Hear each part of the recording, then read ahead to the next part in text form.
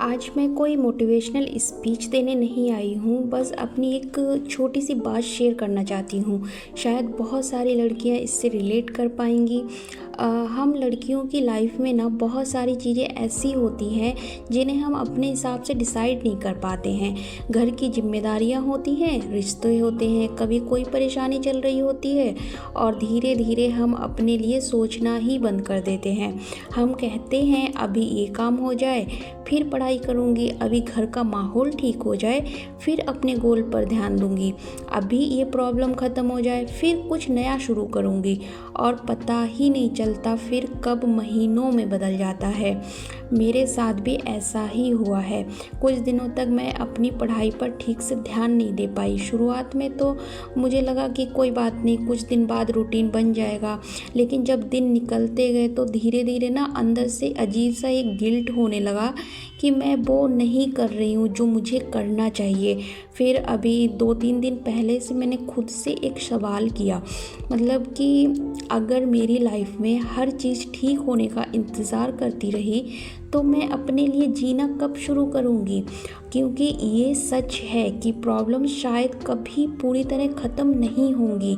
आज एक प्रॉब्लम है, कल दूसरी तैयार होगी। कभी घर की टेंशन होगी, कभी रिश्तों की, कभी मन खराब होगा, कभी खुद से ही मोटिवेशन नहीं आएगा।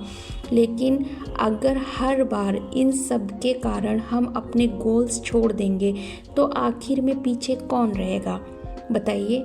आप खुद सोचिए, हम खुद रहेंगे।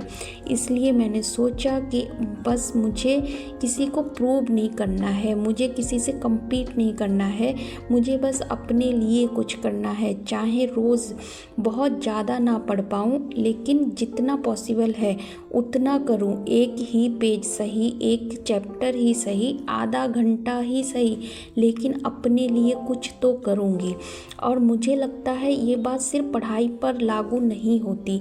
अगर कोई लड़की कोई कोर्स करना चाहती है, कोई स्किल सीखना चाहती है, जॉब की प्रिपरेशन करना चाहती है, अपना छोटा सा बिजनेस शुरू करना चाहती है, या बस अपने लिए कुछ नया सीखना चाहती है, तो उसे हमेशा परफेक्ट टाइम का इंतज़ार नहीं करना चाहिए, क्योंकि परफेक्ट टाइम शायद आए ही नहीं।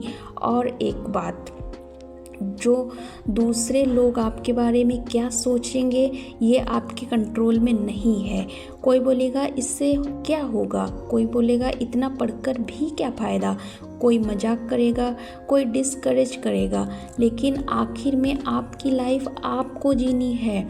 इसलिए दूसरों की आवाज़ इतनी लाउड मत होने दो कि उसमें तुम्हारी अपनी आवाज़ ही दब जाए।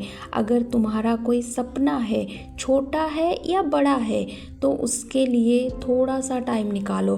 और हाँ, इसका मतलब ये बिल्कुल नहीं है कि घर या रिश्तों को जिम्मेदारियाँ, मतलब कि जिम्मेदारियाँ और जो रिश्तों की होती हैं उनको छोड़ दो। बस जिम्मेदारियों के बीच खुद को पूरी तरह मत भूलो। तुम भी इम्पॉर्टेंट हो, तुम्हारे गोल्स भी इम्पॉर्टेंट है, तुम्हारा फ्यूचर भी इम्पॉर्टेंट है। और अगर आज तुम्हारा रूटीन टूट गया है, कोई बात नहीं, तुम कई दिनों से कुछ नहीं कर पाई हो, कोई बात नहीं, लेकिन खुद को फेलियर मत समझो। बस वापस शुरू करो, कल से नहीं, मंडे से नहीं, जब सब ठीक होगा तब नहीं, आज जितना हो सकता है उतना।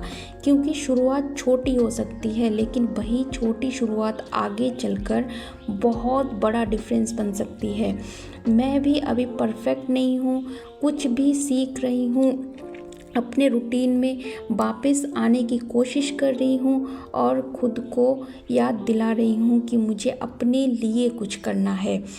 तो अगर तुम ये वीडियो देख रही हो और तुम्हें भी लगता है कि तुम खुद को कहीं पीछे छोड़ दिया है, तो शायद आज बस एक छोटा सा काम अपने लिए कर लो।